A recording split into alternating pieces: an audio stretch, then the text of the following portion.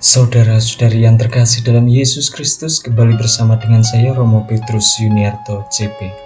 Pada kesempatan kali ini kita akan merenungkan bagaimana Yesus memberitahukan kepada imam-imam kepala, ahli-ahli Taurat dan kaum tua-tua mengenai mereka yang diutus ke kebun anggur, di mana kebun anggur itu disewakan, dan utusan itu yaitu hamba-hamba yang diutus tuan tanah itu, di mana hamba-hamba itu dibunuh mereka, yaitu dibunuh oleh para penggarap tadi yang menyewa tanah tersebut.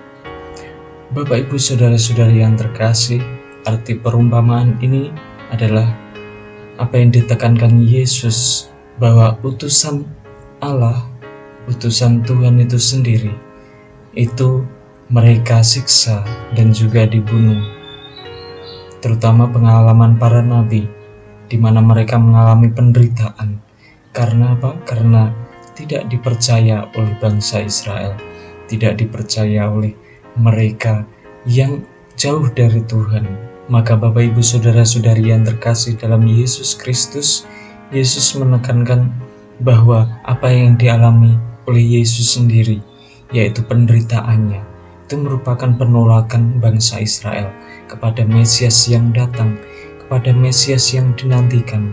Karena konsep mereka, yaitu bangsa Israel, menganggap bahwa Mesias itu adalah Mesias secara politis yang membebaskan mereka dari penindasan bangsa Romawi pada saat itu.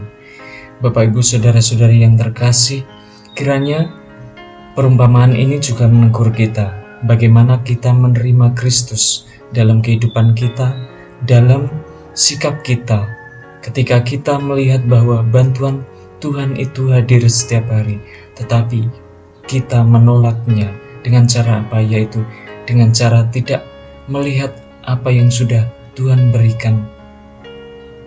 Walaupun itu sedikit, kita perlu melihat secara jelas bahwa itu adalah apa yang diberikan oleh Tuhan. Tetapi ketika kita merasa bahwa kita tidak menerima bantuan Tuhan, disitulah kita beranggapan seperti para imam-imam kepala, ahli-ahli Taurat dan kaum tua-tua itu. Bapak Ibu saudara-saudari yang terkasih dalam Yesus Kristus, kita diingatkan akan rahmat Tuhan, yaitu kasih-Nya. Melalui kasih Tuhan itu, Yesus memberikan diri, bahwa batu yang dibuang oleh tukang bangunan telah menjadi batu sendi.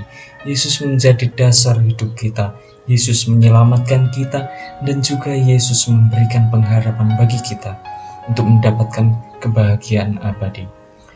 Kiranya Bapak Ibu saudara-saudari yang terkasih, seperti apa yang dialami oleh Tobit, yang juga percaya bahwa ia setia kepada Tuhan, bahwa bantuan Tuhan itu memberikan keselamatan, sehingga ia tidak takut kepada raja tetapi takut kepada Tuhan, karena Tuhan yang memberikan ia penyelamatan, bahwa Tuhan yang memberikan karunia kepada hidupnya, sehingga ia pun berusaha untuk menolong orang lain dengan cara memakamkan orang lain yang telah dibunuh, yang mana Tobia anaknya menyaksikan, dan Tobit pun dengan rela hati ia pun membantu untuk memakamkan korban yang telah dibunuh itu.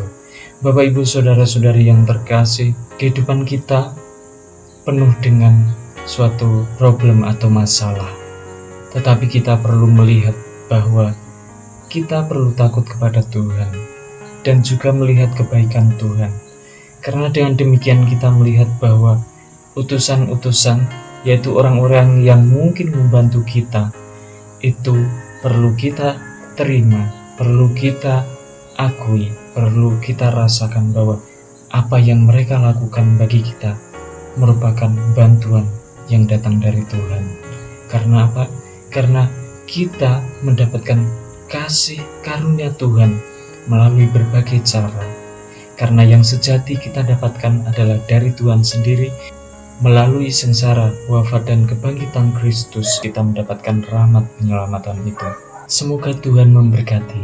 Amin.